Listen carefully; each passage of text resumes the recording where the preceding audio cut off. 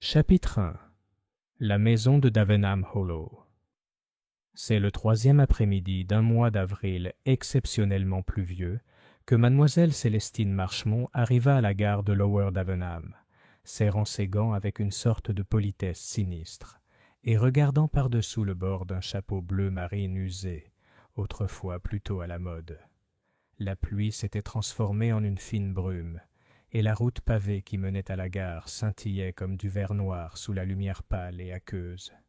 Elle n'était pas du genre à se laisser facilement impressionner par le temps, les désagréments, ni même la beauté. Son esprit n'était pas tourné vers les collines pittoresques du Berkshire, ni vers les vieux châtaigniers qui bordaient la route de Davenham Hollow. Non, ses pensées étaient entièrement tournées vers la lettre qu'elle avait reçue de sa cousine, la redoutable et toujours efficace Honoria Dacre. La lettre était brève, trop brève. Très chère Célestine, venez vite, il s'est produit quelque chose d'étrange. Vous souvenez-vous du vieux foyer du salon Est? En dessous, une poupée d'enfant a été découverte lors des travaux de rénovation du sol. Mais ma chère, ce n'était pas qu'une poupée. Honoria, c'était tout. Aucune explication, aucune précision, aucune mention de qui l'avait trouvée, ni de son importance. Mais la formulation, ce n'était pas une simple poupée, avait frappé Miss Marchmont comme une main froide sur l'épaule. Assise à l'arrière d'un taxi local, elle observait les grilles en fer torsadé de Davenham Hollow se profiler à l'horizon. La maison, nichée au cœur d'une clairière d'ifs et d'ormes, l'avait toujours quelque peu perturbée. Quelque chose dans son silence, ses lourdes fenêtres aux vitres ternes et fixes, donnait l'impression qu'elle écoutait, qu'elle attendait. Le conducteur, un homme voûté portant une casquette trop grande pour sa tête, émit un grognement en arrêtant la voiture. « Elle va venir, je pense, » dit-il en désignant du pouce la maison plongée dans l'obscurité. « Je n'ai vu personne entrer ni sortir depuis ce matin. » Mademoiselle Marchemont hocha la tête, lui glissa une pièce dans la main et sortit. Le chemin menant à la maison était accidenté par le temps, la mousse et les racines dues aux années s'insinuant dans chaque fissure. Elle marchait prudemment, ses talons claquant comme des métronomes dans l'air silencieux. Alors qu'elle atteignait la grande entrée, la porte s'ouvrit en grinçant. « Célestine » dit la voix si caractéristique d'Honoria, aiguë, autoritaire et dénuée de tout sentimentalisme. « Je suis venue aussi vite que possible, » dit mademoiselle Marchemont en essuyant une goutte de pluie de son col. « Votre lettre était troublante. » Honoria Dacre, grande, aux cheveux argentés et enveloppée dans un châle de velours vert foncé, s'écarta pour laisser entrer sa cousine. C'était prévu. Je ne voulais pas trop en dire. Avant ton arrivée, mieux vaut le voir que le décrire. Ils traversèrent le vaste hall orné de portraits à l'huile de Dacre, mort depuis longtemps, et d'une horloge de parquet dont le tic-tac était trop fort. Une odeur de cire d'abeille et de pierres humides flottait dans l'air. « Vous avez dit qu'une poupée avait été trouvée ?» demanda mademoiselle Marchemont. « Oui. Pendant la restauration du parquet. On avait des verres à bois, vous savez. Albert, le concierge, a soulevé quelques planches sous l'âtre du salon Est, et elles étaient là, enfoncées profondément, comme si elles avaient été placées là délibérément. Et Honoria s'arrêta devant une porte fermée. Sa main se posa sur la poignée. « C'est troublant, Célestine. La chose est là depuis des décennies, au moins, couvert de suie. Sa robe était brûlée à l'ourlet. Un œil a disparu. Mais c'est ce qui était, à l'intérieur la poupée, qui m'a le plus troublé. » Elle ouvrit la porte et ils entrèrent dans le salon. C'était une pièce froide, malgré les bûches soigneusement disposées dans la cheminée. De lourds rideaux occultaient la majeure partie de la lumière extérieure. L'âtre, noirci et ancien, était maintenant béant, sa grille métallique retirée. Là, sur la table, se trouvait la poupée. Il mesurait environ 25 centimètres, avait des bras en porcelaine délavée et une robe en lin effiloché qui aurait pu être rose autrefois. Son visage, bien que craquelé, avait un charme grotesque. Des joues roses, une bouche boudeuse et un creux à l'emplacement de l'œil droit. Ses cheveux, Un fouillis de fils au burn lui donnait une allure tragique, comme une relique du chagrin d'un enfant mort depuis longtemps. Mademoiselle Marchemont se pencha. « Vous l'avez ouvert ?» Honoria hocha la tête d'un air sombre. « Il était plus lourd que prévu. Nous l'avons ouvert avec précaution. Tiens, regarde. » Elle sortit une petite boîte en velours et l'ouvrit. À l'intérieur se trouvait une photographie bouclée au bord brun. Une fillette d'environ 6 ans se tenait, raide, devant un mur de jardin, le regard solennel. Une petite cicatrice en forme de croissant marquait sa joue gauche. Sous la photographie se trouvait un morceau de papier ivoire sur lequel étaient inscrits 4 mots à l'encre délicate. Elle a entendu le feu. Mademoiselle Marchemont se redressa. « Ceci, ce n'est pas un jouet d'enfant. Qui était cette fille ?»« C'est justement ça, » dit Honoria. « Je ne sais pas. Nous n'avons aucune photo semblable dans les albums de famille. Je l'ai montrée au domestique. Personne ne la reconnaît. Et l'écriture. J'ai demandé à un officier local de l'examiner. Il a dit qu'elle datait de la fin de l'époque édouardienne, peut-être même d'avant. Mais il a écarté la question pensant qu'il s'agissait d'une farce. Une vieille poupée, un morceau brûlé, l'imagination d'un enfant. Vous savez, ce genre de choses. Célestine Marchemont resta silencieuse un instant. Pensez-vous que cela ait un lien avec l'incendie? Quel feu? Il y en avait un, n'est-ce pas? Dans cette pièce, il y a des années, quand ton père était encore en vie. Le visage d'Honoria pâlit. Oui, en 1909, une mauvaise année. On a dit que c'était une obstruction de conduit. La nourrice a failli mourir, je crois. Elle s'appelait Clara Barnes. Elle est morte 3 jours plus tard des suites de ses brûlures. Il y avait des rumeurs, des murmures selon lesquels un enfant avait disparu avant le début des flammes, mais cela n'a jamais été prouvé. Rien d'officiel, juste des bêtises de village. « Ce n'est peut-être pas une bêtise, » dit mademoiselle Marchemont en jetant un coup d'œil à la poupée. Un message caché. La photo d'une fille inconnue. Elle a entendu le feu. On dirait quelqu'un qui essaie de parler du passé. Avant qu'Honoria ne puisse répondre, on frappa à la porte. C'était Albert, le gardien, un vieil homme aux yeux chassieux et aux mains marquées à vie par la cendre et la suie. « Pardon, madame, » dit-il d'une voix rauque. « Il y a un monsieur à la porte. Il dit qu'on l'a envoyé chercher. »« On vous a demandé ?» Honoria fronça les sourcils. « On n'attendait personne. » Albert se gratta la tête. Il dit s'appeler Hercule Poirot. Un gentleman belge. Mademoiselle Marchemont se raidit. « Poirot, le détective ?» Honoria se tourna lentement vers son cousin. « Je ne lui ai pas écrit. Et toi ?»« Non, dit-elle. Mais peut-être que la poupée l'a fait. » Les 2 femmes échangèrent un regard.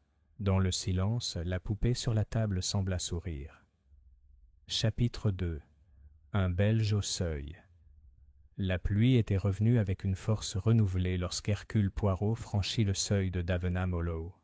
L'eau perlait sur son parapluie soigneusement plié, et pas une seule goutte n'avait touché son pardessus gris immaculé.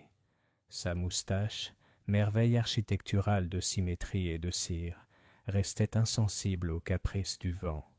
Albert, le concierge, le regarda avec suspicion, comme s'il hésitait entre lui offrir du thé ou appeler le gendarme. Mademoiselle Marchemont, cependant, s'avança aussitôt. « Monsieur Poirot, » dit-elle en lui tendant sa main gantée, « bien qu'inattendue, j'avoue que votre présence n'est pas importune. Vous avez reçu la lettre d'Honoria ?» Poirot cligna des yeux. « Non, mademoiselle, je n'ai reçu aucune lettre. »« Pas de lettre ?» répéta Honoria Dacrès en les rejoignant dans le hall d'entrée. « Alors, pourquoi êtes-vous ici ?»« J'ai été invité. » répondit Poirot d'un ton doux. Apparemment, ni par l'un ni par l'autre, mais par un certain Marcus Flay. Il m'a téléphoné à Londres il y a 2 jours. Il m'a dit qu'on pourrait avoir besoin de moi à Davenham Hollow, qu'il y avait une affaire inhabituelle. Il n'a donné aucun détail, seulement une adresse. Marcus Flay. Honoria regarda Célestine. Je n'ai jamais entendu parler d'une telle personne. Moi non plus, murmura sa cousine. Il n'y a personne de ce nom au village. Poirot retira ses gants avec une lente et précise précision. Je suis alors doublement intrigué. Une mystérieuse convocation dans une maison mystérieuse. Et en arrivant, je découvre deux dames en possession d'une poupée qui cache un message secret et la photo d'un enfant dont personne ne se souvient. Il sourit faiblement. C'est déjà une affaire des plus curieuses. Honoria soupira. Eh bien, monsieur Poirot, puisque vous êtes ici, et que vous avez apparemment été invité par un fantôme, autant entrer et voir par vous-même. Elle la conduisit dans le salon est. Poirot la suivit, son regard perçant scrutant les murs lambrissés, le lustre aux deux ampoules éteintes, les cendres près de l'âtre, et enfin la poupée posée sur la table telle une relique sacrificielle. « Mon Dieu !» dit-il doucement en l'observant. « Un jouet d'enfant, mais plus innocent. Elle a vu des choses, celle-là. » Il se pencha, examinant les marques de brûlure sur la robe en lin, la fissure sur la joue en porcelaine et le poids inégal de son torse. « Tu l'as ouverte » demanda-t-il. « Oui, » répondit Honoria. « Nous avons trouvé une photo et un message à l'intérieur. » Poirot haussa un sourcil fin. « Puis-je » Célestine lui tendit la petite boîte en velours. Il l'ouvrit avec précaution, prenant la photographie entre le pouce et l'index. L'expression solennelle de l'enfant, la cicatrice en forme de croissant, les lèvres pincées. C'était un visage à la fois fragile et obsédant. Poirot étudia ensuite l'écriture. Elle a entendu le feu. Il répéta la phrase à voix haute, puis leva les yeux. Elle. Page. Pas nous. Elle. C'est un avertissement, sans doute, dit mademoiselle Marchemont, ou un souvenir, ou une accusation, dit doucement Poirot. Il se leva et se tapota le menton. Dis-moi tout. N'oublie rien. Commence par la découverte. Honoria obéit, racontant la séquence avec une clarté admirable. Le problème des verres à bois, le soulèvement des lames de parquet, la découverte d'Albert, la poupée brûlée et la photographie, cachée là où se trouvait peut-être un cœur. Poirot posa des questions, simples au début. Qui avait vécu ici lors de l'incendie de 1909 ? Qui était présent ? Qui était mort ? Clara Barnes, répondit Honoria. La nourrice. Elle a été emportée par l'incendie et gravement brûlée. Elle était morte 3 jours plus tard. Et cet incendie, qu'est-ce qui l'a causé ? Un vieux conduit de cheminée, disait-il. Obstruction. Mais c'était étrange. La pièce était inoccupée depuis des semaines, et personne ne prétendait avoir allumé de feu ce jour-là. Poirot resta silencieux un instant. Y avait-il un enfant dans la maison ? Demanda-t-il finalement. Honoria regarda Célestine.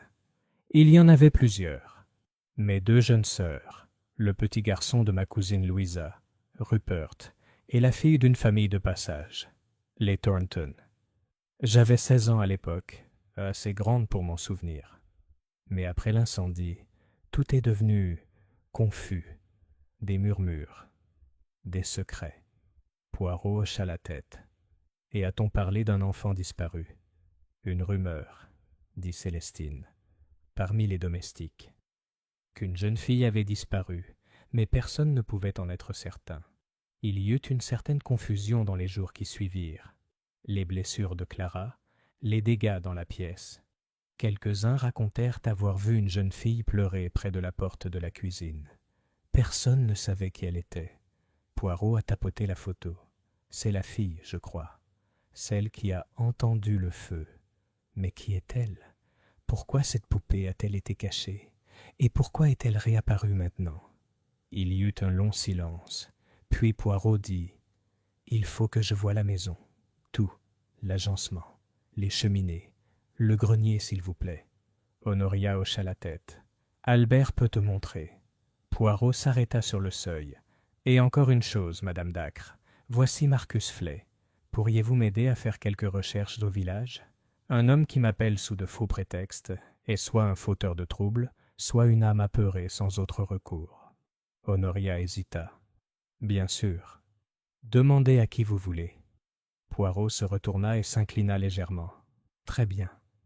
Alors le jeu commence. » Plus tard dans l'après-midi, L'auberge de Lower Davenham était modeste, mais bien tenue. Poirot était assis près de la cheminée, sirotant une tisane avec une rondelle de citron, tandis que l'aubergiste, un homme trapu nommé M. Lyall, se tenait derrière le comptoir et essuyait les chopes. « Marcus Flay » répéta-t-il. « Un nom étrange. Ça ne me dit rien. On n'a plus personne au village depuis des mois. Tu n'es pas le premier à venir poser des questions étranges sur cette maison. »« Oh » dit Poirot, alerte. Monsieur Lyall se pencha en avant, baissant la voix. « Il y a environ 3 semaines, un jeune homme était venu prendre des nouvelles des Dacres. Il a dit qu'il cherchait de vieux registres fonciers. Il prétendait écrire un livre sur les incendies du Berkshire. Mais il n'avait pas l'air d'un historien. Il avait cet air nerveux, comme s'il fuyait quelque chose. Et son nom ? Il a dit que c'était Flay. Marcus Flay. » Poirot posa lentement sa tasse. « Est-il resté ici ? » ?»« Non. Il a juste posé des questions et est parti. On aurait dit qu'il logeait quelque part en dehors du village. » Poirot se renversa dans son fauteuil. « Merci, monsieur Lyall. Vous m'avez été d'une grande aide. » Alors qu'il retournait à Davenham Hollow ce soir-là, la pluie s'intensifia. Les arbres murmuraient des secrets que seul Poirot pouvait entendre. Une fille avait disparu depuis longtemps. Une poupée avait attendu en silence. Un nom avait surgi de nulle part. Mais les petites cellules grises d'Hercule Poirot s'agitaient. Quelque chose, il le savait, avait survécu à l'incendie. Et il était prêt à parler. Chapitre 3. Les secrets sous le plancher. Le lendemain matin, gris et incertain, s'annonça. Davenham Hollow était enveloppé de brouillard, comme si la terre elle-même hésitait à se montrer. Les lourds murs de pierre du manoir absorbaient l'humidité, et chaque couloir semblait plus froid, plus silencieux. C'était une maison qui se souvenait de trop de choses. Hercule Poirot se leva à 7 heures précises, se rasa, s'habilla méticuleusement d'un costume 3 pièces anthracite avec une cravate violette, et rejoignit Miss Marchmont dans la salle à manger, où elle était déjà assise à côté d'une théière et d'un modeste plateau de pain grillé et d'œufs pochés. « Vous respectez parfaitement les traditions anglaises, mademoiselle, » remarqua Poirot en beurrant un morceau de pain grillé. « Mais j'avoue que j'ai encore envie d'un vrai croissant. » Mademoiselle Marchmont esquissa un sourire sec. « Je doute que vous en trouviez un à moins de 30 kilomètres. » Ils mangèrent en silence pendant quelques instants, puis Poirot jeta un coup d'œil vers la fenêtre, où le brouillard brouillait les arbres comme des coups de pinceau sur une toile. « Cette maison, dit-il, a l'air d'un non-dit, comme si chaque recoin avait reçu l'ordre de se taire. »« Cela, répondit Miss Marchmont, est une description assez précise. » Quand ils eurent fini de prendre leur petit déjeuner, Poirot fut rejoint par Albert, le gardien, qui se plaignait toujours des courants d'air et des souris, tandis qu'il conduisait le détective le long du couloir vers le salon est. « Elle n'est plus la même, cette maison, » murmura Albert. « Depuis que la poupée est sortie, c'est le calme plat. Trop calme. Je n'aime pas ça. »« Vous êtes peut-être superstitieux ?» demanda Poirot d'un ton doux. Albert haussa les épaules. « Je travaille ici depuis 32 ans, monsieur. J'ai vu des choses aller et venir. Mais ce jouet, il a quelque chose de spécial. Comme s'il attendait. »« En attendant quoi ? » ?»« Je ne sais pas. Mais je ne le sens pas encore terminé. » Ils atteignirent le salon et Poirot s'agenouilla près de l'âtre, examinant le parquet de ses doigts gantés. Plusieurs avaient déjà été arrachés, et la maçonnerie calcinée en dessous racontait l'histoire d'un incendie depuis longtemps oublié. La suie s'accrochait encore aux fissures comme une accusation. Poirot sortit un petit mètre ruban de la poche de son manteau, puis se tourna vers Albert. « L'incendie de 1909. Vous n'étiez pas là à ce moment-là ? » ?»« Non, monsieur. Mais la vieille Madame Griggs, elle, l'était. Elle était cuisinière à l'époque. Elle est restée jusqu'au début de la guerre. Elle en parlait souvent. Elle disait que c'était venu de nulle part, comme une cheminée qui crachait des flammes. A-t-elle parlé de la nourrice ? Clara Barnes. Albert hocha la tête. Il a dit qu'elle avait été retrouvée inconsciente dans cette pièce. Des brûlures partout. Mais le plus étrange, c'est qu'elle avait des égratignures sur les bras, comme si elle s'était agrippée à quelque chose, ou à quelqu'un. Les yeux de Poirot brillèrent. Et a-t-on déjà parlé d'un enfant?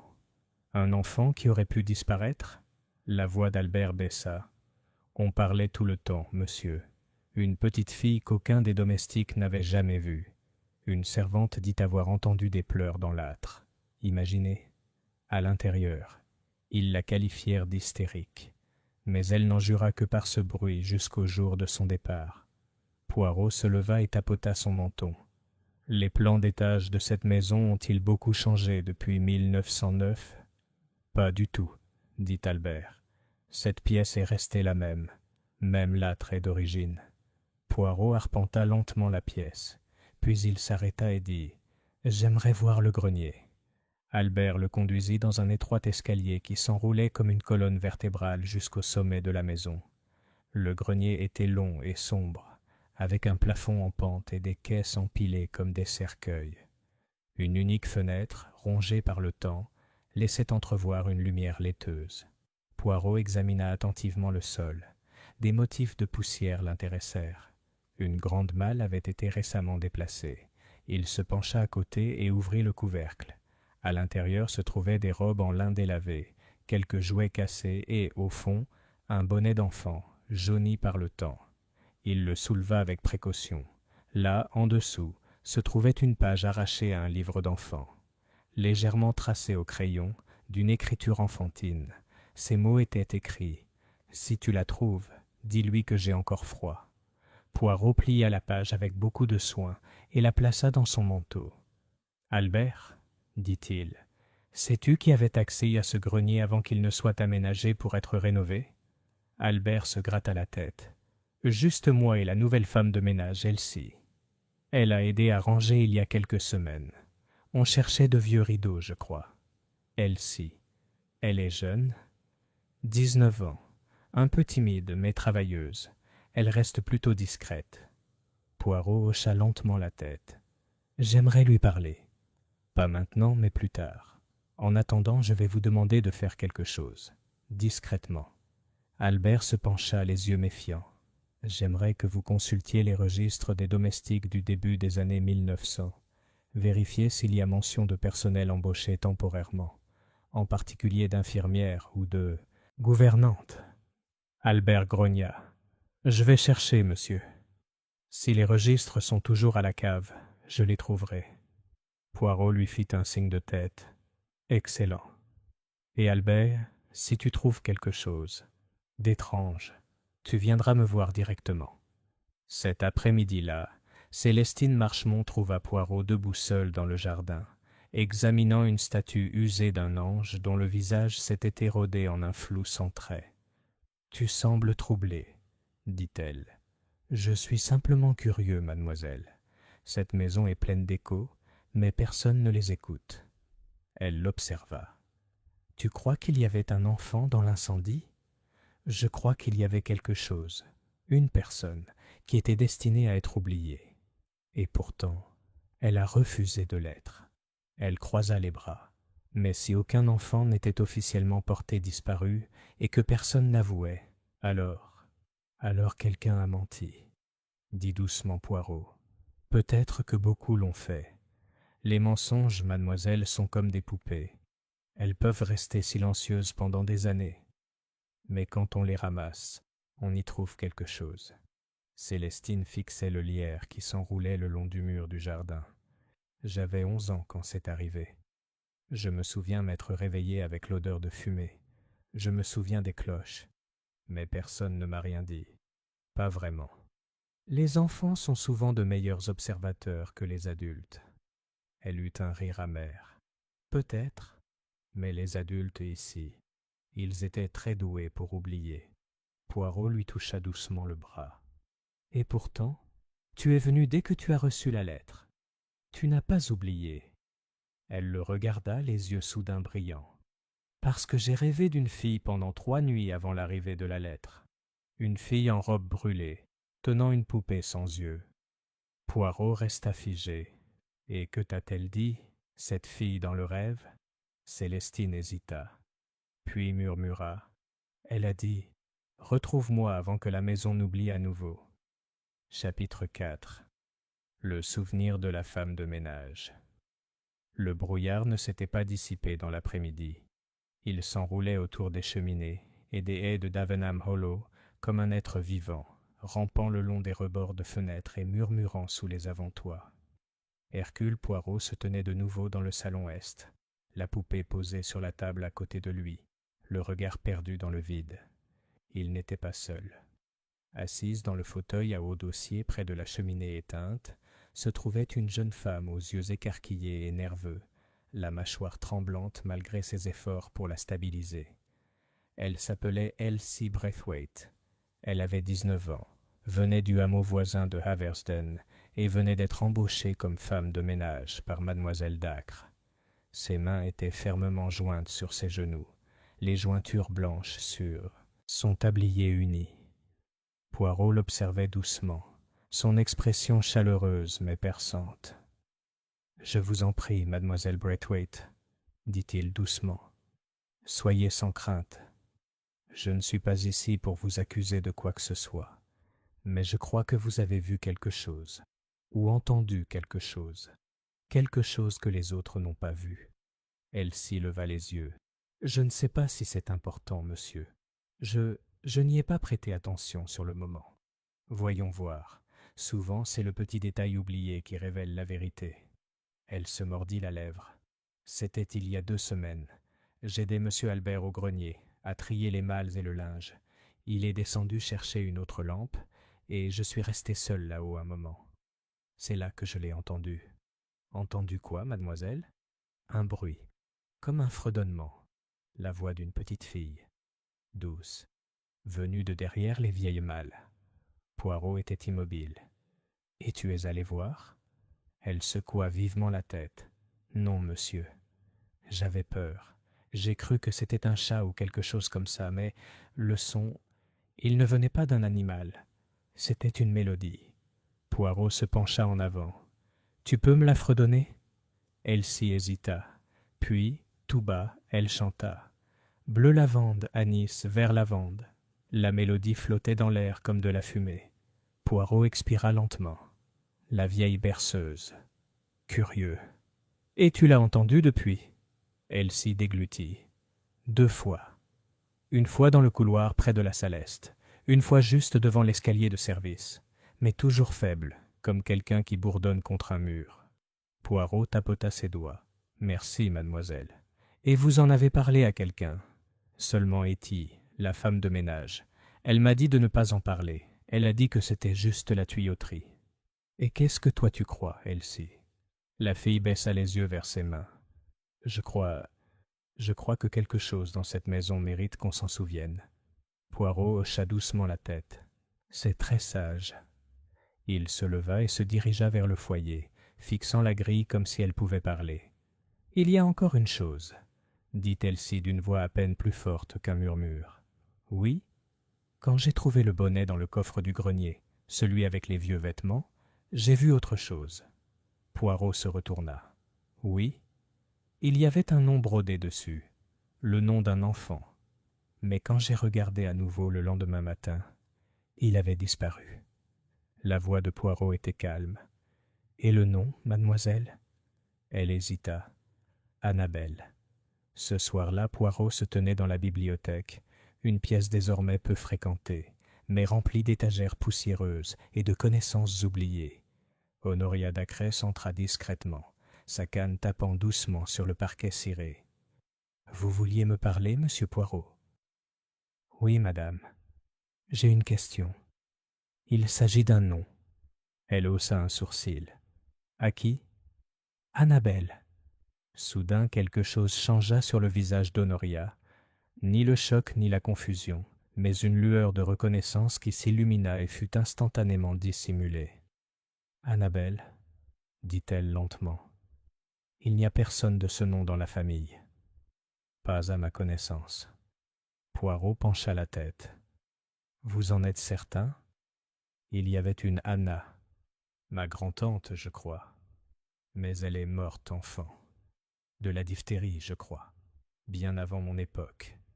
Il l'observa attentivement. « Puis-je vous demander, y a-t-il déjà eu une querelle familiale?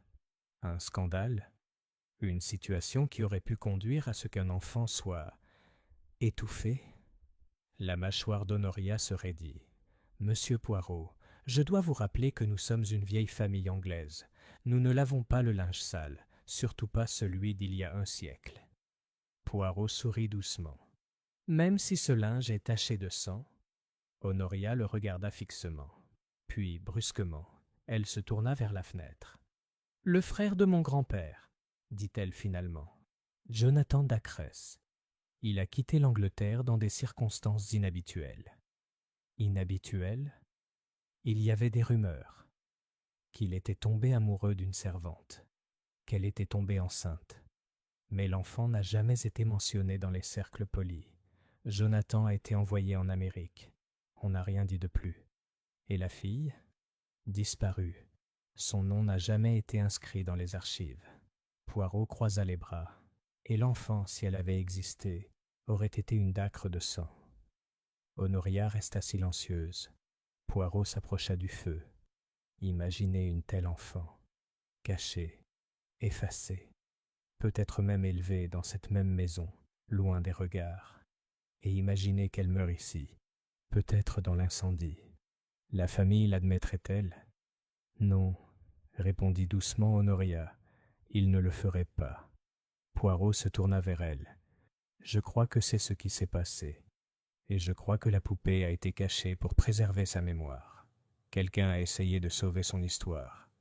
Mais ils ont échoué. La voix d'Honoria se brisa. Et maintenant, il revient. Poirot hocha la tête, avec des murmures, avec des chansons, avec du feu. Cette nuit-là, Poirot ne dormit pas. Il erra plutôt dans les couloirs de Davenham Hollow, percevant les craquements, les frissons, la sensation d'un lieu inaccessible. Il s'arrêta de nouveau devant le salon est et jeta un coup d'œil à l'intérieur. Et là, sur la table, était assise la poupée. Mais maintenant, dans la faible lumière de la lune, il faisait face au foyer, et à ses pieds gisait un deuxième morceau de papier, jauni par le temps. Poirot intervint, le cœur calme, les doigts fermes. Il prit le billet. On pouvait y lire « Tu m'as laissé brûler ». Poirot le regarda fixement. Puis, tout bas, il murmura « Non, mademoiselle, pas cette fois ». Chapitre 5. Une pièce scellée dans la poussière. Le lendemain matin apporta un étrange silence. Le brouillard s'était dissipé, laissant derrière lui un silence encore plus pesant que la brume. Davenham Hollow semblait respirer différemment, comme si la maison elle-même se réveillait d'un long sommeil et observait les moindres mouvements de Poirot. À 8h30, Poirot se retrouva dans la salle à manger avec mademoiselle Marchmont, déjà assise, une tasse de thé noir et amer, le visage toujours aussi calme. Honoria Dacres arriva quelques instants plus tard, sa canne claquant sur le parquet, l'air indéchiffrable.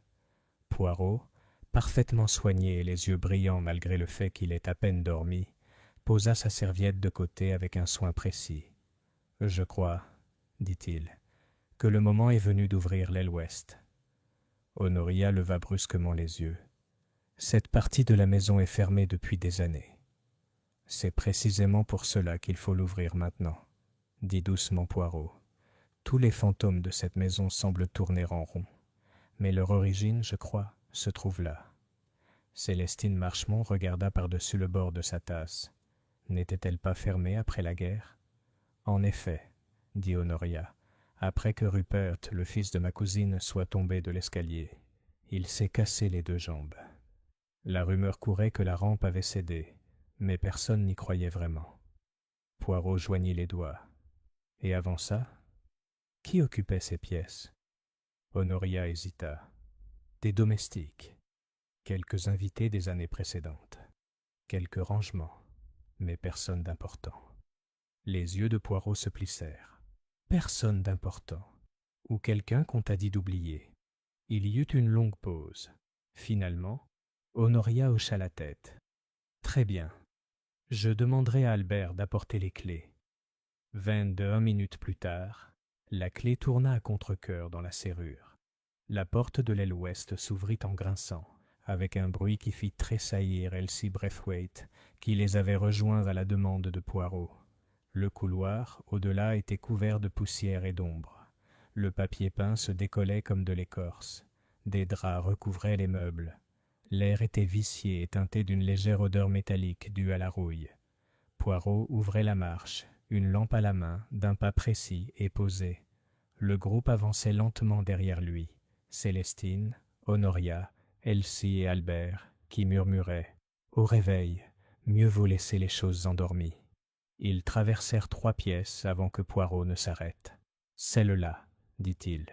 Ici, l'air est différent, plus stalinien. » Il tourna le bouton et poussa la porte.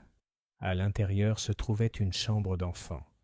Papier peint rose délavé avec de minuscules motifs de lierre. Un petit lit en bois.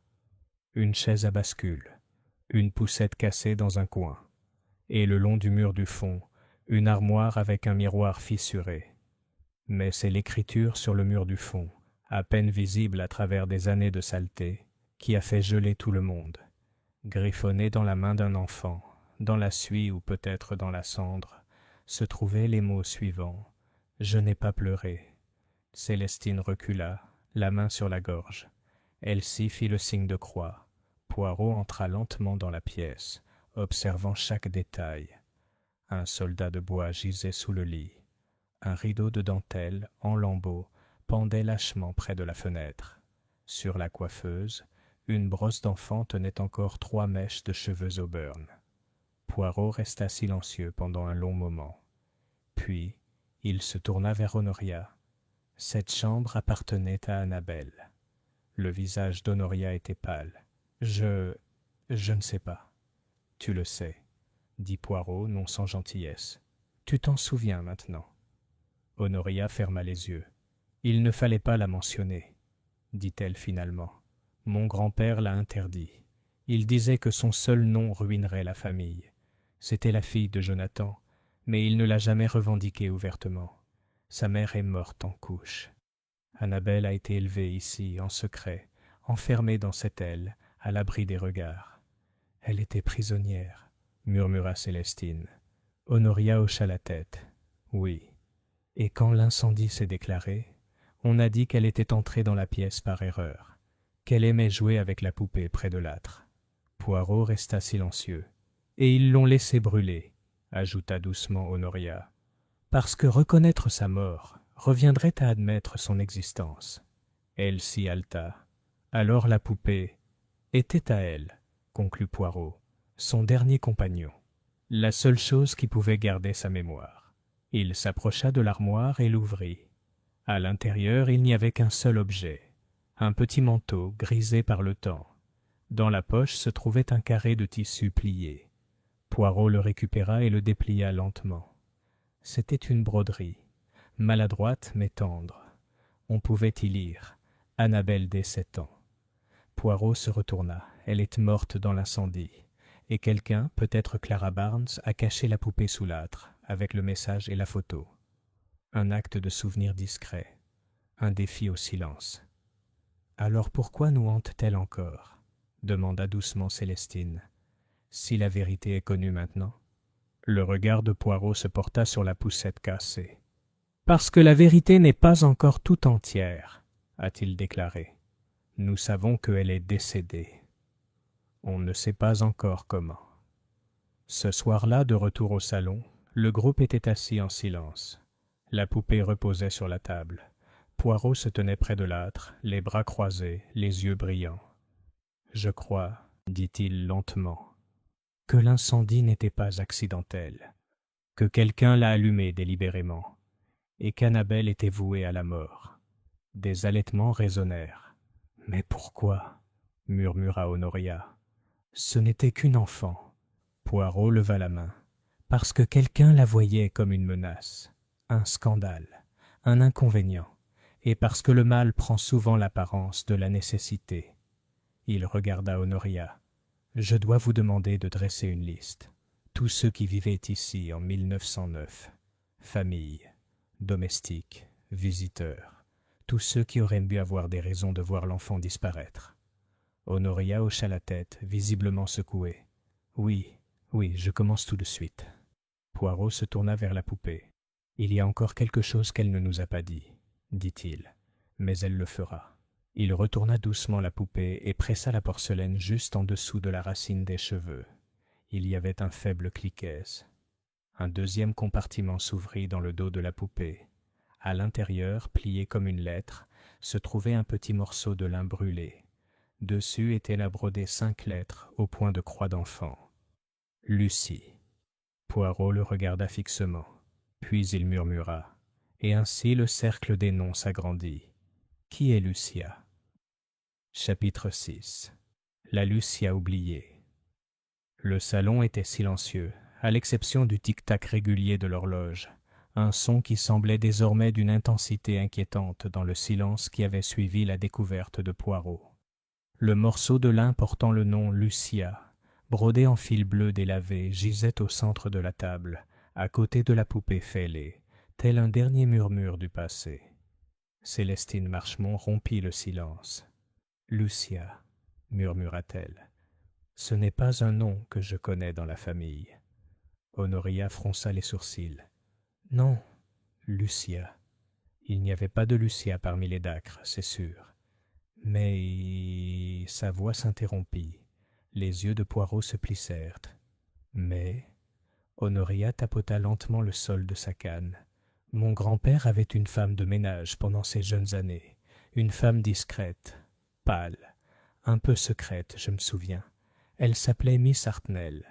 Mais maintenant que j'y pense, quelqu'un a dit un jour que son prénom était Lucia. Lucia Hartnell. Le regard de Poirot s'aiguisa. Et qu'est-elle devenue? Elle est partie subitement, peu de temps après l'incendie, a raconté Honoria. Elle a complètement disparu. Des rumeurs circulaient selon lesquelles elle était partie à l'étranger. D'autres disaient qu'elle était entrée au couvent. Personne n'en était sûr. Poirot se tourna vers Célestine. « Et toi? Tu étais enfant, oui, mais peut-être te souviens-tu de quelque chose ?» Célestine resta assise, immobile, le regard au loin. « Je me souviens d'une femme dans l'ombre, » dit-elle, toujours juste à l'extérieur de la pièce. « Je me souviens de son parfum, de l'eau de lavande, et je me souviens qu'elle chantait. » Poirot haussa les sourcils. « Chanter ?» Célestine hocha la tête. Une berceuse, bleu lavande, Annette Anneth, le même qu'Elsie a entendu. Le visage de Poirot était grave. Alors il est probable que Lucia Hartnell l'ait chanté à Annabelle. Elle était peut-être plus qu'une simple gouvernante. Peut-être se souciait-elle de l'enfant. L'aimait-elle? Ou la cachait? Répondit Honoria d'un ton neutre. Si elle essayait de cacher Annabelle à la société et à sa famille, il lui aurait fallu une loyauté sans faille.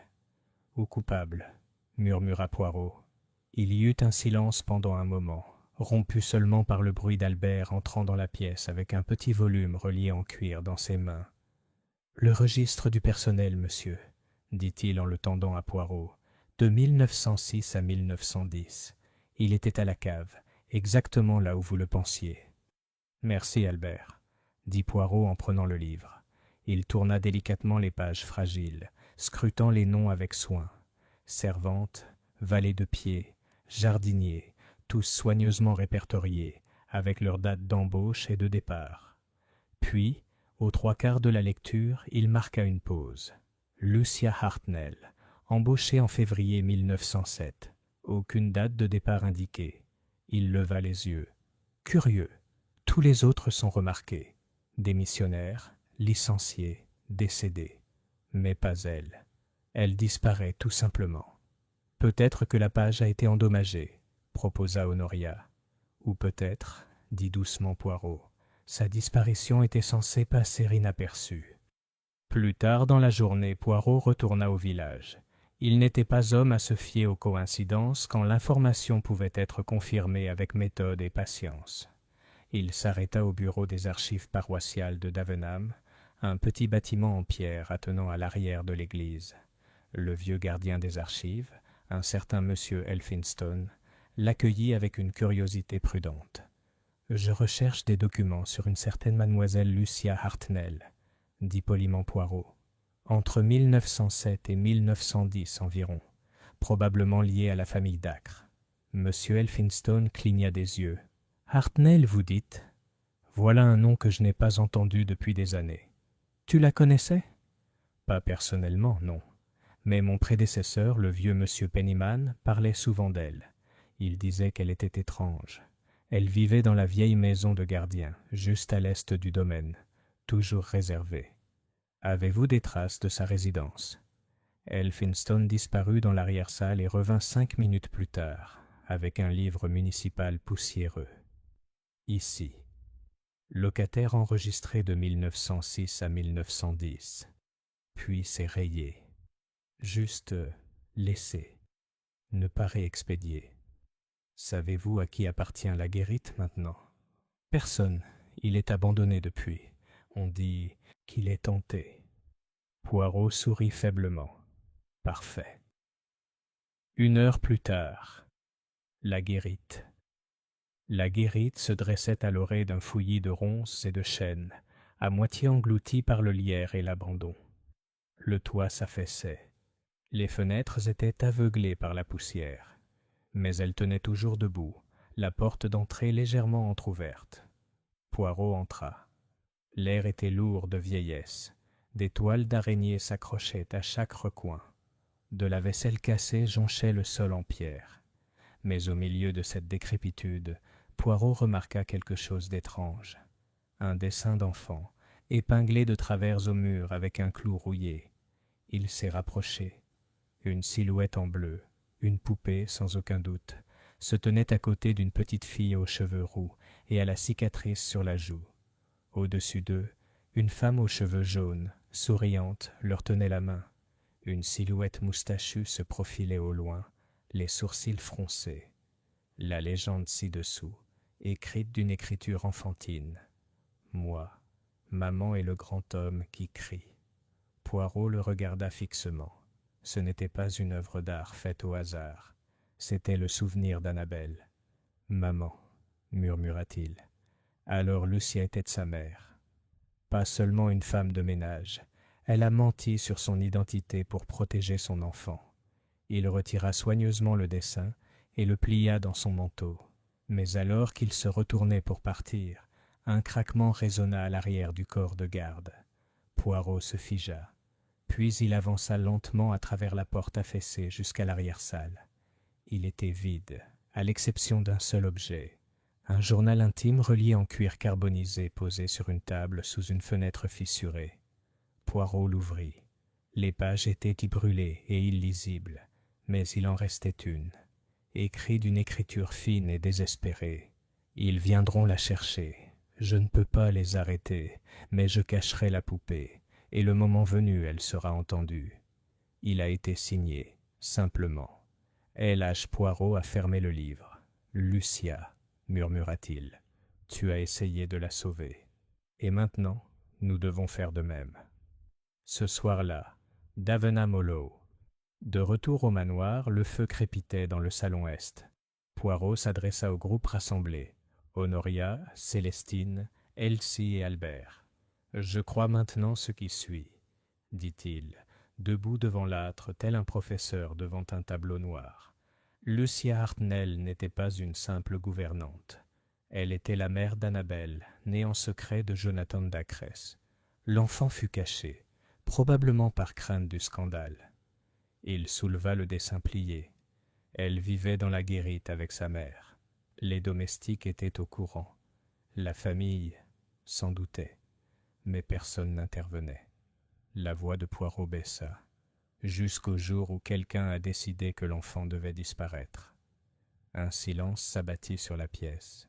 L'incendie, poursuivit-il, n'était pas un accident. Il a été mis en scène. Et bien que Clara Barnes ait péri, je crois que la victime visée était Annabelle. Il regarda Honoria. Quelqu'un voulait la faire taire, pour toujours, et j'ai bien l'intention de découvrir qui. Chapitre 7. Un visage du passé. L'air nocturne pesait lourdement sur Davenham Hollow, comme si la maison elle-même retenait son souffle. Après la déclaration théâtrale de Poirot dans le salon Est, personne n'avait parlé depuis un long moment. Honoria restait assise, immobile, la main serrée sur le bout de sa canne. L'expression de Célestine était devenue indéchiffrable, mi-contemplable, mi-trouble. Même Elsie, qui avait pâli, semblait incapable de soutenir le regard de qui que ce soit. Poirot, comme toujours, resta calme. Son regard parcourut la pièce, cataloguant chaque réaction avec une précision silencieuse. « Je crois, dit-il finalement, que la réponse à la question de savoir qui a mis le feu ne réside pas dans le présent, mais dans les événements qui l'ont immédiatement précédé. Il nous faut maintenant examiner de près qui a bénéficié de la mort d'Annabelle et qui a craint les conséquences de sa vie. » Il se tourna vers Honoria. « Madame, vous avez commencé à dresser une liste, n'est-ce pas ?» Elle hocha la tête et lui tendit une feuille pliée de papier épais de couleur crème. Poirot le déplia et le lut à haute voix. « Ménage en résidence, printemps 1909, colonel Archibald Dacre, maître de la maison Madame Elspeth Dacre, épouse du colonel Mademoiselle Honoria Dacre, fille 16 ans, Mademoiselle Lucinda Dacre, fille 13 ans, Mademoiselle Célestine Marchmont, cousine 11 ans, Rupert Langlais, pupille 8 ans, Lucia Hartnell, gouvernante, guérir, Clara Barnes, nourrice Thomas Roque, jardinier Madame Fanley, cuisinière, Eliza Griggs, femme de chambre, Charles Everley, visite d'un ami de la famille Henry Thornton, Lydia Thornton et Alice Thornton, invités, avec leur fille de 6 ans. Poirot tapota pensivement la liste. « Éliminons ceux qui sont trop jeunes pour être impliqués dans un complot, » a-t-il déclaré. « Restent le colonel et sa femme, les 2 filles aînées, Lucia elle-même, Clara Barnes et le personnel. »« Clara est morte dans l'incendie, » dit doucement Célestine. « Sans savoir aussi. »« Non, mademoiselle, » dit Poirot. « Les morts n'emportent pas de secret avec eux. »« Pas toujours. » Il leva soudain les yeux. « Qui était Charles Everley ?» Honoria se raidit. « Un ami de mon père. Du ministère de la guerre, je crois. Je me souviens seulement qu'il fumait beaucoup et passait de longues heures dans son bureau. Il n'était pas apprécié. Est-il revenu après l'incendie ? Non.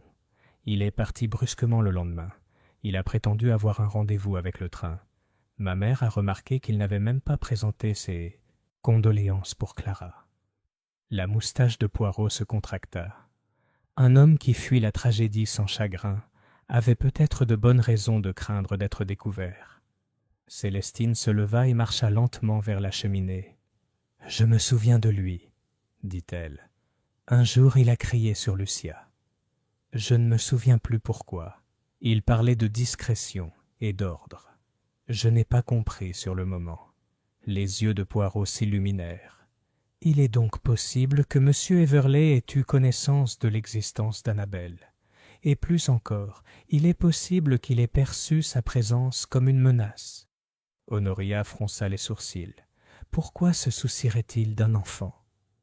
Parce que si l'enfant était connu comme étant la fille de Jonathan Dacre, et si Everley travaillait au ministère de la guerre, un scandale familial pourrait être désastreux, surtout si les Dacre étaient pressentis pour une promotion politique ou militaire. La présence d'un enfant illégitime, surtout s'il est au cachet, pourrait être source de chantage, voire pire. Honoria laissa échapper un bref soupir. « Mon père a été nommé à un conseil militaire 6 mois après l'incendie. Cela a fait sensation. Mais personne ne l'a contesté. Parce que le seul défi, Annabelle avait disparu, » dit doucement Poirot. Le lendemain, Société historique de Davenham Poirot prit le premier train pour Reading, où la Davenham Historical Society conservait d'anciens bulletins paroissiaux, des registres de vente de terre et des correspondances de guerre dans un modeste bâtiment en briques rouges derrière le bureau de poste.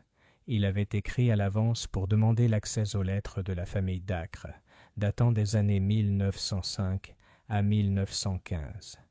Le commis, un homme mince, la tête coiffée, et l'attitude de quelqu'un qui protège sa poussière, lui tendit une petite boîte marquée « Correspondance privée, Dacre, Everley ».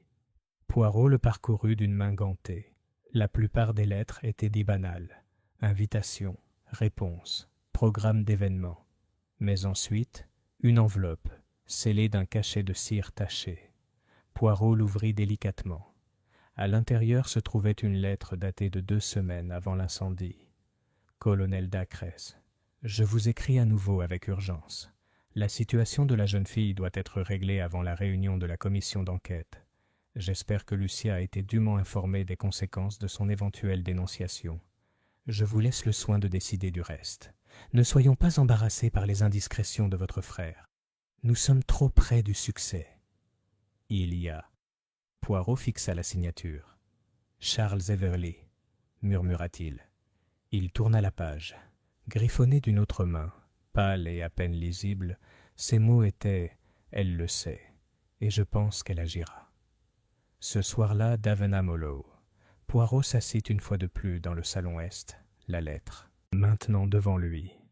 Célestine entra la première, suivie d'Honoria et d'Elsie. Albert se tenait sur le seuil, les bras croisés. Poirot leva les yeux. Le mobile, mes amis, est clair. Ambition politique. Le colonel Dacre, craignant que la fille illégitime de son frère ne soit exposée, se laisse persuader par Everly de faire disparaître la fille. Qu'il ait donné l'ordre d'incendier le salon est ou non, je ne peux pas encore le dire. Mais Everly le savait certainement. Et Lucia? Elle devait se douter que quelque chose de terrible allait se produire. Poirot se tourna vers Honoria. « Est-ce que ton père a parlé de l'incendie par la suite ?» La voix d'Honoria était froide. Il l'a balayée du revers de la main. Il a dit que c'était un événement malheureux, mais pas de ceux sur lesquels il fallait s'attarder. Il parlait rarement du passé. Poirot sourit sinistrement. Parce que le passé avait des dents. Il se leva et se dirigea vers le foyer. « Maintenant, a-t-il dit, nous devons parler à quelqu'un qui n'a pas encore eu de voix. » Il a ramassé la poupée. « Vous nous avez révélé des éléments, des messages, des indices. Mais maintenant je dois vous demander, qu'est-ce qui nous est encore caché ?» Il retourna la poupée, examina l'articulation de son cou, ses petites chaussures, son ventre. Puis il appuya sur un des boutons au dos de sa robe. Un creux cliquaise. Poirot plongea la main dans la couture et en sortit une photographie pliée, cassante à cause du temps. On y voyait Lucia Hartnell, désormais identifiable à ses yeux distinctifs, debout à côté d'un homme à la mâchoire carrée et aux cheveux noirs, Jonathan Dacre. Entre eux se tenait Annabelle, sa petite main serrant la poupée. Tous trois souriaient. Au dos, écrit au crayon délavé, « Paris, 1907. Ma famille. » Quoi qu'ils disent. Poirot le fixa longuement, puis il se tourna vers les autres. « Elle n'a pas été abandonnée, » dit-il doucement. « Elle était aimée. Et maintenant, elle sera vengée. » Chapitre 8. La fissure dans le portrait. Le lendemain matin, le soleil était revenu à Davenham Hollow, mais sans apporter de chaleur. La maisonnée s'agitait comme un mécanisme ralenti par la poussière, chacun jetant un coup d'œil par-dessus son épaule, comme s'il s'attendait à voir le passé réapparaître dans l'embrasure de la porte. Poirot, comme à son habitude, s'était levé tôt et avait demandé à visiter la galerie de portraits de famille. C'était un étroit couloir au 2e étage, rarement fréquenté désormais, tapissé des portraits à l'huile des Dacre, décédés depuis longtemps. Les faits étaient sombres, leurs regards fixes et suffisants, peints pour suggérer la vertu plutôt que l'affection. Célestine Marchemont l'accompagnait, l'écho de ses talons constituant un doux contrepoint au pas doux de Poirot sur le tapis. « Celui-là, » dit Poirot en s'arrêtant devant un grand portrait. « C'est Jonathan Dacre, oui ?»« Oui, » répondit Célestine. « Peint vers 1906, je crois, peu avant son départ pour l'Amérique. » Poirot étudia le visage de l'homme. Yeux sombres, nez pointu, bouche légèrement trop fine. Il y avait en lui une certaine agitation, comme si, même sous l'huile, il ne parvenait pas à s'intégrer complètement. « Tu vois la fissure ?» demanda soudain Poirot. Célestine se pencha. Une longue et fine fissure descendait du coin supérieur gauche, s'arrêtant juste au-dessus de la tempe de Jonathan. « Je ne l'avais pas remarqué avant, » dit-elle. Poirot sourit faiblement. La plupart des gens ne le savent pas. Mais la fissure, mademoiselle, elle est symbolique. Le passé n'est pas enterré. Il transparaît. Célestine pencha la tête. Tu es toujours aussi philosophe avant le petit déjeuner. Il rit doucement. Quand le meurtre est enfoui sous les bonnes manières et la mémoire, oui. Il s'approcha et examina le cadre. Puis-je demanda-t-il. Célestine hésita puis hocha la tête. Avec une délicatesse délicate, Poirot souleva le tableau du mur. Un léger nuage de poussière s'en échappa, et derrière la toile, glissée dans l'espace entre le cadre et le panneau de fond, se trouvait une petite feuille de papier pliée. Poirot l'ouvrit. Il n'y avait ni nom, ni date, juste 7 mots, écrits d'une main féminine et précise. S'il la trouve, j'avouerai. Il le tendit silencieusement à Célestine. Elle le lut une fois, puis une deuxième fois. Ses lèvres s'entr'ouvrirent. Lucie, c'est possible, dit Poirot, mais je me demande si c'était une menace ou un cri de culpabilité. Célestine le regarda. Tu crois que quelqu'un a aussi essayé de faire taire Lucia? Poirot hocha la tête. Elle a disparu après l'incendie. Pas d'adresse, pas de famille, pas de tombe, juste disparu. Je crois maintenant que sa disparition n'était pas volontaire. Célestine pâlit. Un meurtre? Ou quelque chose qui s'en rapproche? Plus tard ce matin-là, la bibliothèque Poirot réunit à nouveau Honoria, Célestine et Albert. Le feu dans l'âtre vacillait doucement, tandis que Poirot déposait le mot anonyme sur le bureau. « Voici, dit-il, notre prochaine étape. Quelqu'un craignait que Lucia n'avoue. Cela suggère 2 choses. Premièrement, que quelqu'un d'autre était impliqué dans la mort d'Annabelle. Et deuxièmement, que Lucia avait de l'influence. » Il se tourna vers Honoria. « Vous souvenez-vous de tensions entre Lucia et quelqu'un d'autre dans la maison ?» Honoria fronça les sourcils. Il y avait toujours de la tension. Ma mère ne lui faisait pas confiance. Elle disait qu'elle tenait la tête trop haute pour une femme de ménage. Les autres domestiques l'évitaient. Poirot hocha la tête. Et le colonel Dacre, comment a-t-il fait? Il l'a soigné. Une pause. Gentiment, admit Honoria. Trop gentil, disait ma mère. Je n'ai pas compris ce que cela signifiait à l'époque. Ah, dit doucement Poirot. Et pourtant, il a permis à Annabelle de rester dans la maison? Elle n'était pas censée y aller, répondit Honoria. Jonathan avait prévu de l'emmener en Amérique avec lui. C'était prévu. Mais quelque chose a mal tourné. Les yeux de Poirot brillèrent. Oui, quelque chose, ou quelqu'un, a veillé à ce que la fille ne parte jamais. Il se tourna vers Albert. « Tu m'avais dit que Clara Barnes avait des égratignures sur les bras. » Albert hocha la tête. « Oui, monsieur. On disait qu'elle avait essayé de sortir de la pièce, mais que quelque chose l'en empêchait. Ou quelqu'un. »« En effet, murmura Poirot. Maintenant réfléchissez à ceci. Et si Clara n'avait pas simplement péri dans l'incendie? Et si quelque chose, quelqu'un qui l'a déclenché? Et si elle essayait de les en empêcher ?» Honoria parut consternée. « Alors, elle a été tuée aussi ?» La voix de Poirot était calme. « Un incendie peut être une couverture pratique, madame. 2 morts peuvent brûler aussi facilement qu'une seule. » Il se leva et marcha lentement. Imaginons maintenant que Lucia, après l'incendie, commence à soupçonner que Clara a été réduite au silence et que sa propre vie est en danger.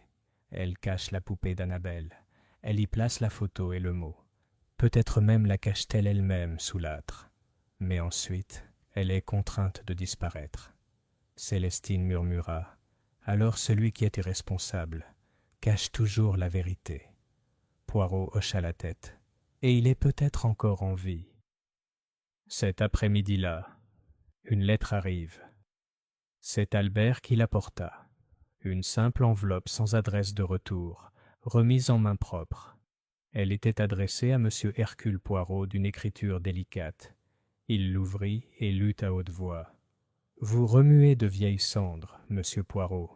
Méfiez-vous de ce qui en jaillit. Un ami Poirot plia la lettre avec un sourire. « Excellent, a-t-il dit. Honoria cligna des yeux. « Excellent? Mais oui. Quand une menace survient, c'est qu'on est proche. » Il tapota l'enveloppe. « Ceci a été écrit par quelqu'un qui savait que nous avions trouvé le tableau. Quelqu'un qui craint ce que nous pourrions découvrir d'autre. » Il se tourna vers Albert. « Faites fouiller à nouveau la guérite. Cherchez des lettres, des journaux, tout ce qui aurait pu être caché sous le plancher ou dans la cheminée. » Albert hocha la tête, cherchant déjà sa casquette. Poirot se tourna vers Honoria. « Et vous, madame, je dois vous demander un service délicat. J'aimerais examiner les papiers privés du colonel, surtout ceux datant d'avant et d'après l'incendie. » Honoria hésita. Puis, « Ils sont rangés dans un tiroir fermé à clé dans le bureau. Je vous ferai envoyer la clé. » Poirot inclina la tête. « Vous êtes très aimable. » Ce soir-là, le bureau du colonel. Le bureau n'avait pas changé depuis des décennies. De lourds meubles en chêne, des livres reliés en cuir, rangés avec une précision militaire. L'odeur du tabac à pipe flottait encore dans les rideaux. Poirot ouvrit le tiroir avec la clé en laiton qu'Honoria lui avait donnée. À l'intérieur se trouvaient des lettres, des articles de journaux découpés, de la correspondance militaire et un dossier fermé par une ficelle. Il le dénoua soigneusement. À l'intérieur, une lettre de Charles Everley, marquée confidentielle. « Archie, Lucia doit être démise de ses fonctions. Elle ne cesse de poser des questions. Je crois qu'elle s'est confiée à Clara. Si c'est le cas, il faut régler l'affaire rapidement. Si vous ne pouvez pas agir, je le ferai. » Il y a. Poirot ferma le dossier. Puis une autre lettre non envoyée, écrite avec une écriture penchée, celle d'une femme. « À l'enfant que je n'ai jamais nommé à voix haute, pardonne-moi. J'ai essayé, j'ai vraiment essayé. Mais ils sont puissants, et je ne suis qu'un d'eux. Je prie pour que quelqu'un te trouve et sache que tu comptais.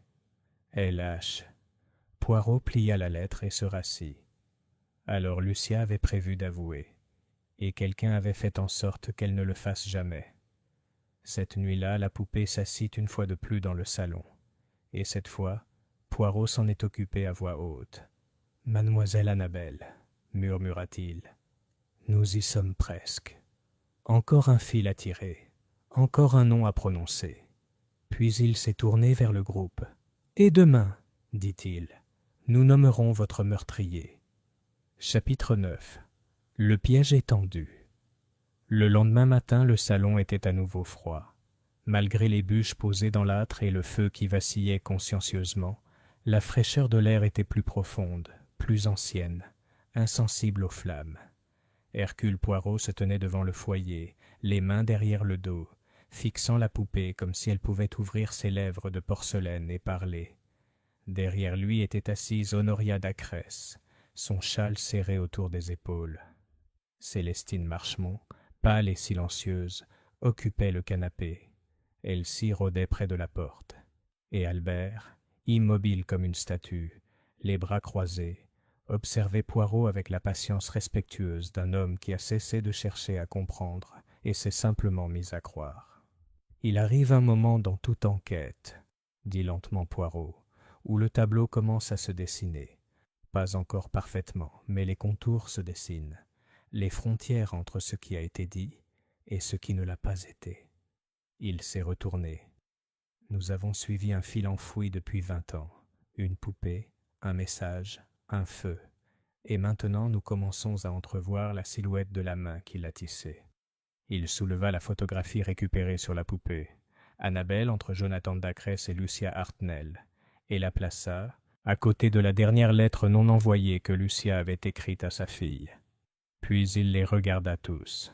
« Ce soir, dit-il, nous aurons une réunion. » Honoria fronça les sourcils. « Un rassemblement ?» Poirot hocha la tête. « Je veux la présence de tous ceux qui sont encore en vie, d'après la liste que vous avez dressée, madame. Vous-même, Célestine, Rupert Langley, si on peut le joindre, même les Thornton, s'ils sont restés en Angleterre. Je m'arrangerai avec mes contacts. Je crois que l'un d'eux se souvient de la vérité, ou la cache.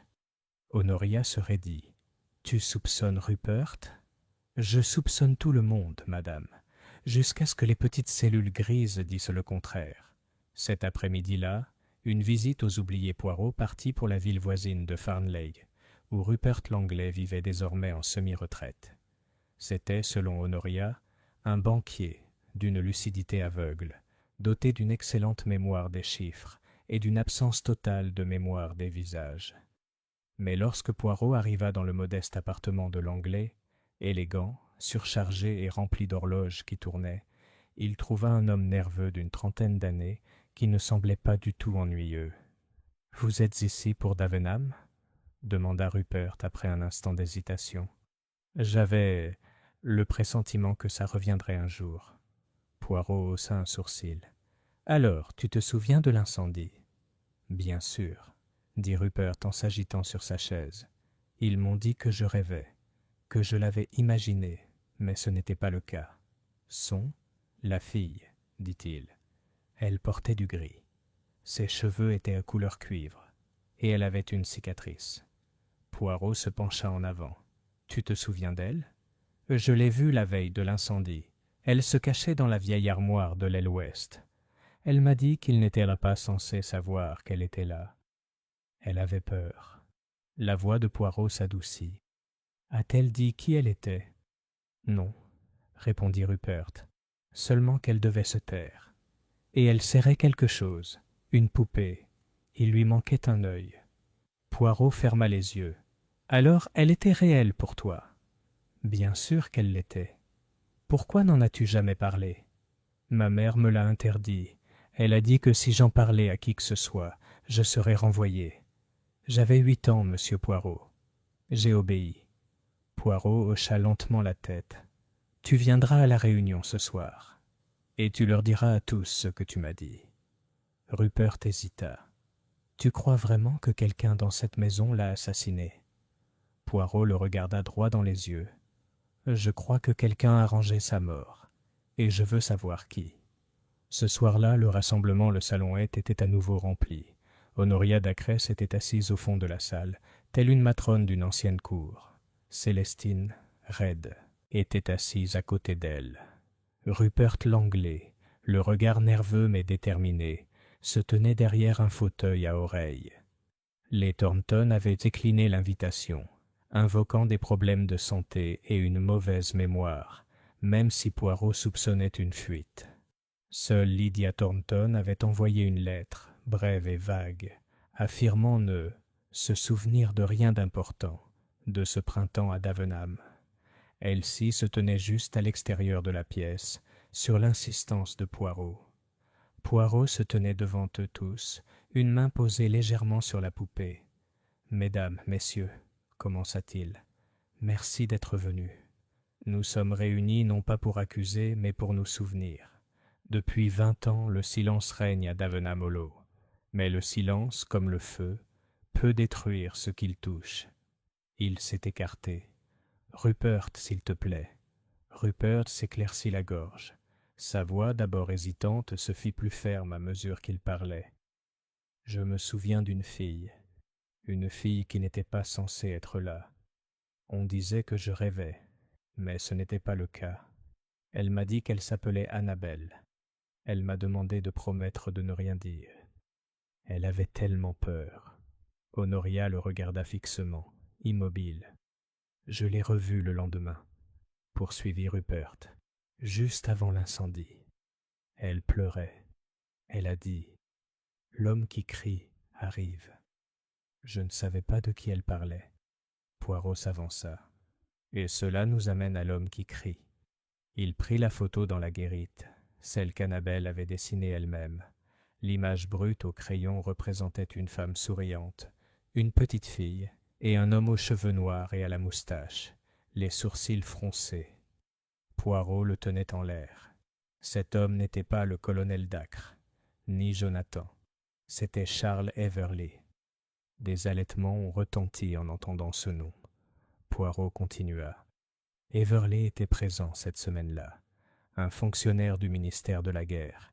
Il voulait que la famille Dacre soit irréprochable pour obtenir une promotion. Pas de scandale.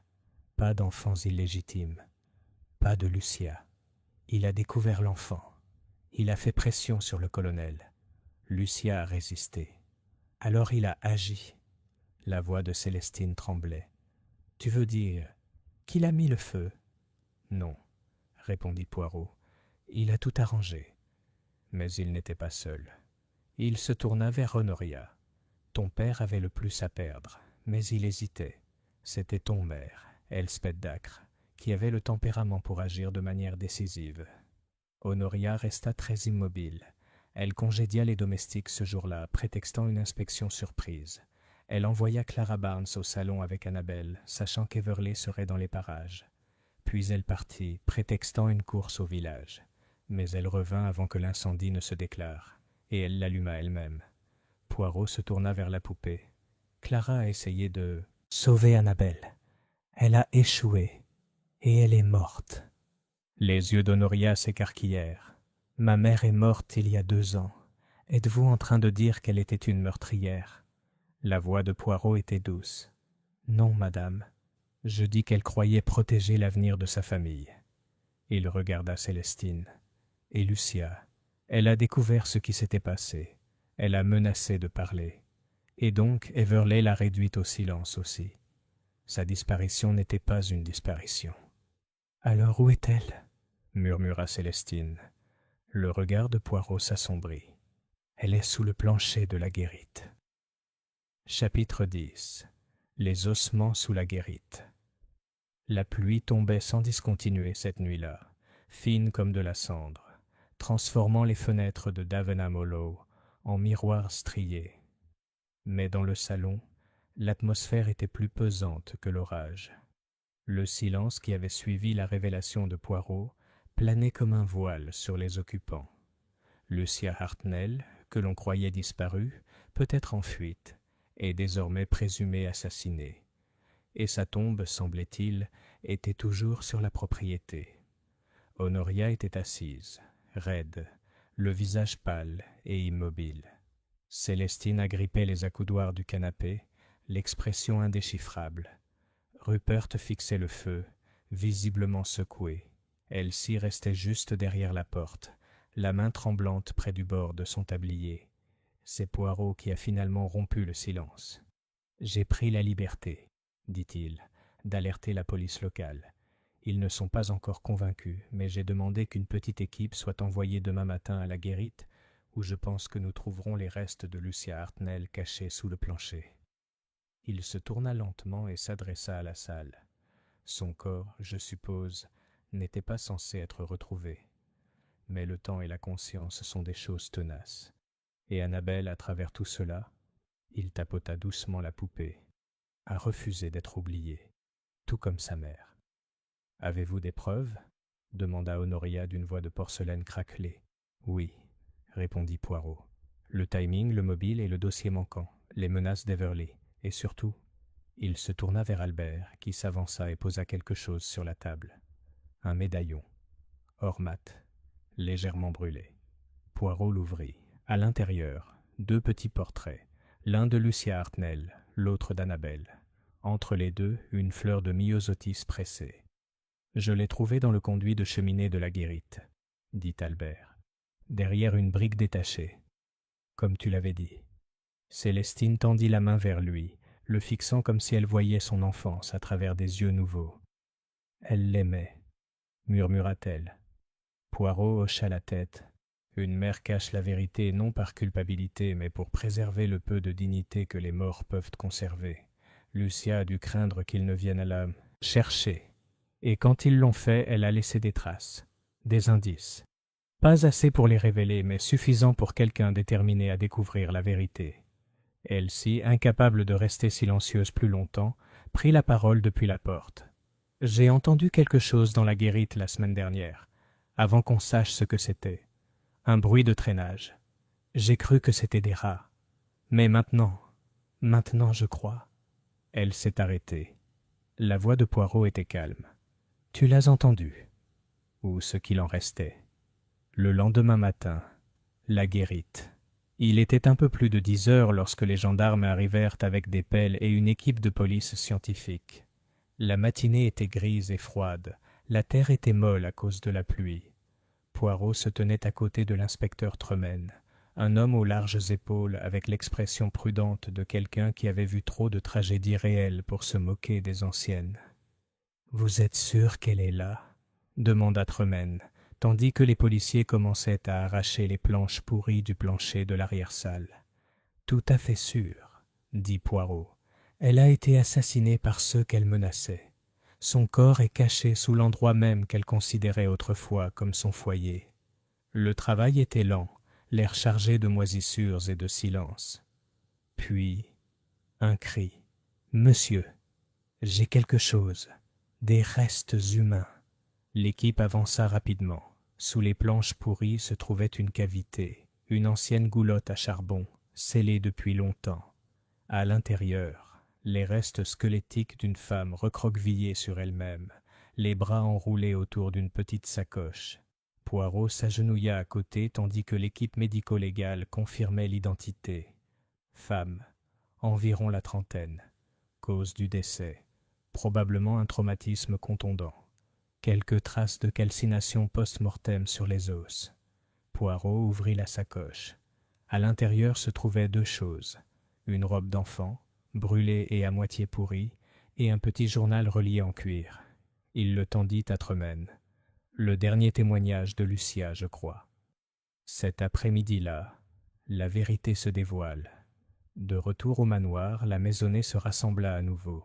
Cette fois, même les gendarmes restèrent à proximité, incertains de savoir si ce qui se déroulait relevait de l'histoire ou de la justice. Poirot se tenait de nouveau devant le foyer, le journal à la main. « Elle a écrit cela dans les jours qui ont suivi l'incendie », a-t-il déclaré. Elle craignait pour sa vie. Elle savait ce qui s'était passé. Il ouvrit une page et lut à haute voix. « Je l'ai vu, Charles Everly. Je l'ai vu porter le bidon de paraffine dans le salon. Je l'ai supplié de ne pas le faire. Il a dit qu'il était trop tard, que le colonel avait accepté, que l'enfant devait partir. J'ai essayé d'atteindre Clara, mais elle était déjà à l'intérieur. Les flammes sont arrivées trop vite. J'ai échoué. » Poirot a tourné la page. « J'ai dit à Elspeth que j'irais voir les autorités. Elle s'est contentée de sourire. Elle m'a dit que je n'en aurais pas l'occasion, que je serais pleuré en silence, que personne ne se soucierait de la mort d'un serviteur. » Honoria laissa échapper un léger halètement. Poirot ferma le journal. Elle fut tuée cette nuit-là, frappée à la tête. Son corps fut caché dans le conduit à charbon de la guérite. Sa disparition fut imputée à la honte et à la lâcheté, et le scandale fut enterré. Célestine se couvrit la bouche, les larmes coulant. Rupert se détourna, incapable de regarder qui que ce soit. Poirot resta silencieux un instant. Puis il dit doucement : « Lucia a essayé de protéger sa fille. Clara a essayé de la sauver. Toutes deux sont mortes dans le feu et le silence. Mais Annabelle a parlé à travers le temps. » Il tendit la main vers la poupée. Cette poupée, brûlée, silencieuse, fissurée, contenait leurs souvenirs et sa vengeance.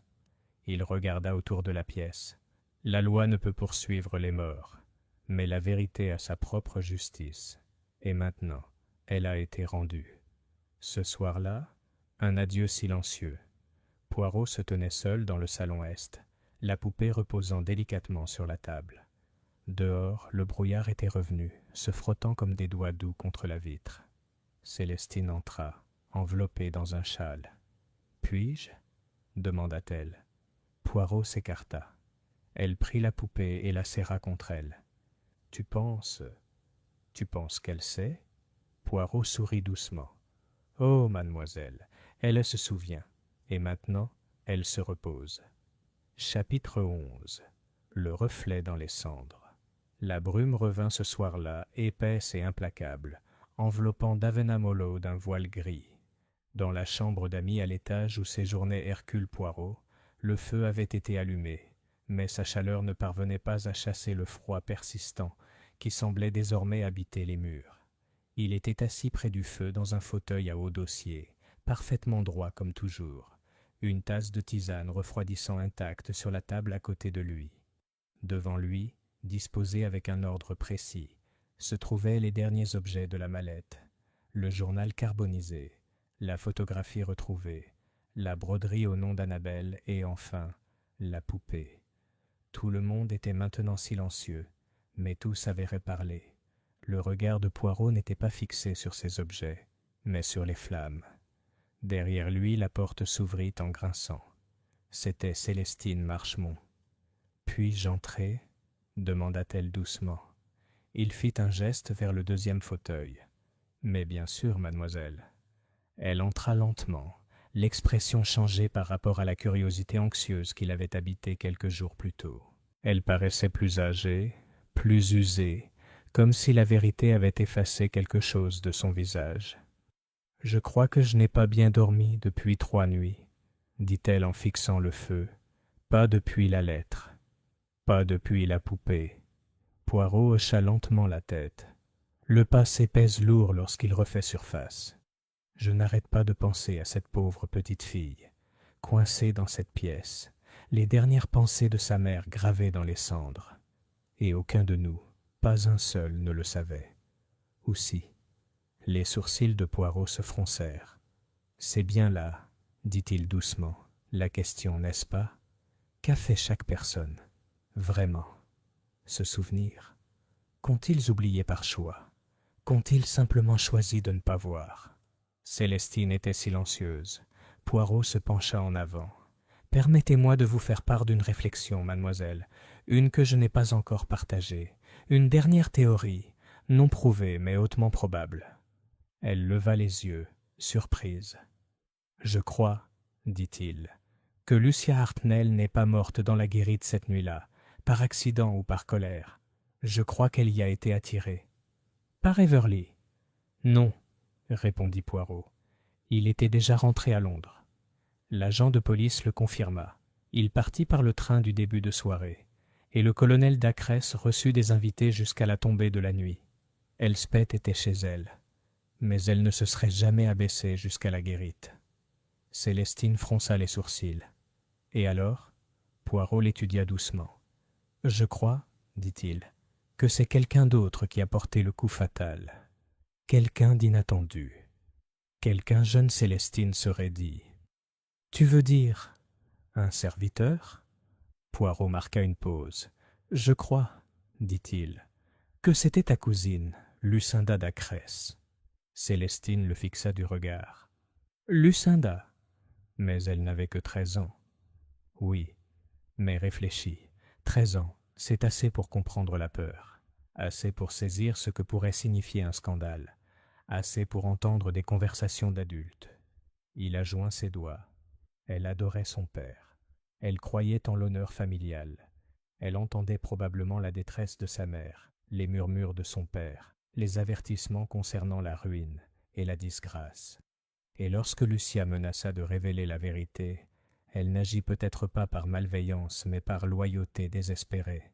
« Non, » dit lentement Célestine, « non. Elle était étrange, oui, repliée sur elle-même, mais elle ne voulait pas, elle ne pouvait pas. » La voix de Poirot resta calme. Après, elle a changé. Oui, le visage de Célestine pâlit. Elle a à peine reparlé après l'incendie, murmura-t-elle. On a parlé d'un traumatisme. Elle a été envoyée en sanatorium 3 ans plus tard. Elle n'est jamais revenue, jamais mariée. Elle est morte en Belgique, seule. Poirot resta silencieux pendant un moment, puis doucement. Certains feux brûlent la chair, d'autres brûlent l'âme. Les mains de Célestine tremblaient sur ses genoux. Alors, toute cette terrible chaîne a été déclenchée par un enfant effrayé. Poirot hocha la tête, comme c'est souvent le cas. Le lendemain matin, Adieu Poirot se tenait devant l'entrée principale de Davenham Hollow, valise à la main. La matinée était froide mais lumineuse, la brume se dissipant enfin sur les arbres. Honoria Dacres, digne même dans le chagrin, se tenait à ses côtés. « Vous allez envoyer votre rapport aux autorités, je suppose » demanda-t-elle. « Oui, madame. » dit doucement Poirot. Mais je soupçonne qu'ils ne trouveront personne de vivant à arrêter. Everley est mort, renversé par une voiture en 1925. Votre mère, elle aussi, est au-delà de toute justice. Et si Lucinda a vraiment porté le coup, la loi ne l'aurait pas aidée. Seule la compassion l'aurait aidée. Honoria hocha la tête avec raideur. La maison peut peut-être se reposer maintenant. Poirot regarda le manoir. Non, madame, pas la maison, la fille. Elle baissa les yeux. Poirot fit une petite révérence et se tourna pour partir. Épilogue. Une semaine plus tard, la poupée a été enterrée dans le cimetière, à côté d'une pierre tombale nouvellement placée. Annabelle Hartnell, Dacre 1900, 2 à 1000, 909. Elle a entendu le feu. On se souviendra d'elle. Célestine se tenait près de la tombe, serrant contre elle un petit bouquet de lavande. Poirot n'était pas revenu. Il avait pris le bateau pour la France 2 jours plus tôt. Mais ces mots lui sont restés en mémoire. Elle n'a pas été abandonnée. Elle était aimée. Et maintenant, enfin, elle avait un nom, une pierre, un lieu de repos, et la paix. Chapitre 12. La lettre dans le mur. Une semaine s'était écoulée depuis l'enterrement d'Annabelle Dacres dans le petit cimetière de Lower Davenham. La tombe était modeste mais soignée. Quelques fleurs fraîches y reposaient toujours, parfois déposées par Célestine Marchmont, parfois par une silhouette aperçue seulement au crépuscule, qui ne s'approchait jamais assez pour parler. Malgré les précautions prises par Poirot, la presse avait eu vent de la découverte. Les gros titres avaient brièvement fait la une.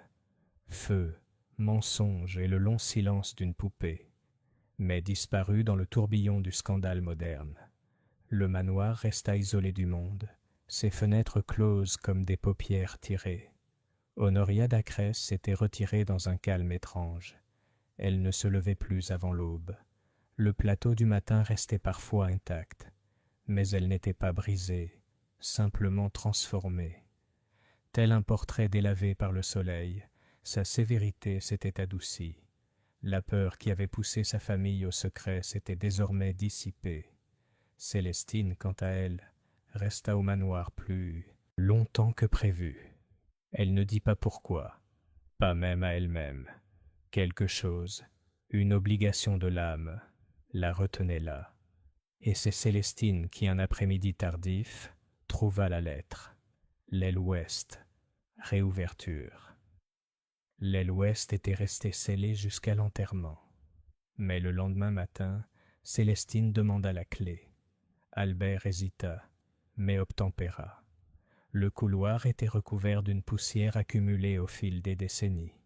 Le papier peint, autrefois d'un or pâle, était maintenant en lambeaux. Elle passa devant la chambre où Annabelle s'était autrefois réfugiée, terrorisée, où les mots « Je n'ai pas pleuré », la porte grinça lorsqu'elle la frôla, comme si la maison se souvenait de ses pas. Au fond, au-delà de la chambre d'enfant et de l'armoire cassée, se trouvait un étroit placard encastré dans le mur. Il avait autrefois servi de presse à linge.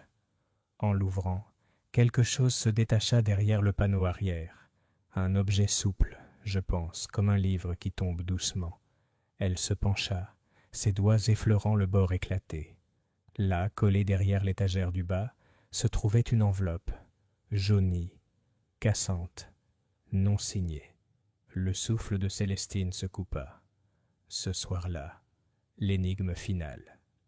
Elle était assise seule dans la bibliothèque, tenant la lettre à la lueur du feu. Le sceau se fendait facilement. L'écriture était étroite et penchée. Si cela se produit, cela signifie que je n'ai pas pu parler à temps. Lucinda le sait. Elle a vu ce qu'Everley a fait. Elle n'en a parlé à personne. Je pense qu'elle croit que c'était sa faute, qu'elle n'a pas réussi à l'empêcher. Mais elle ne l'a pas fait. C'était une enfant, et elle a essayé. J'ai peur de ce que le silence lui fait. Si jamais tu l'aimes, dis-lui qu'elle n'est pas à blâmer. L.H. Célestine abaissa lentement la lettre. Lucinda. Pas une tueuse, pas même un témoin, mais une enfant, figée sous le choc, accablée d'une culpabilité qu'aucun adulte n'osait lui ôter. L'image de Lucinda lui revint. Ses silences vides, la façon dont elle tressaillait à certains noms, l'ordre compulsif de ses livres, son refus de parler à nouveau de cette année. Et maintenant, elle aussi était partie. Célestine resta assise un long moment, puis, sans drame ni cérémonie, elle prit la lettre et la plaça dans les flammes. Certaines vérités avaient besoin d'être révélées au grand jour, d'autres seulement la paix. Un mois plus tard, Belgique. Dans un cimetière tranquille près d'Anvers, sous un if envahi par les corbeaux, une deuxième pierre avait été posée, plus petite que celle d'Annabelle, marquée en flamand et en anglais. Lucinda Dacres 1896 à 1937. Elle a vu, mais n'a pas été vue. Elle a écouté, mais n'a pas été entendue. Célestine déposa un brin de romarin au pied de la statue. Poirot se tenait à ses côtés, vêtu de son beau manteau gris, son chapeau respectueusement à la main. « C'étaient tous des enfants, chacun à leur manière, dit-il doucement. Même les adultes. » Célestine regarda la tombe. « Croyez-vous qu'il soit jamais trop tard pour la vérité ?» Poirot réfléchit. « Non, dit-il enfin. Mais parfois, la vérité n'est pas pour la justice. Elle est pour la mémoire. » Il inclina son chapeau vers la pierre. « Et maintenant, mademoiselle, nous nous souvenons. »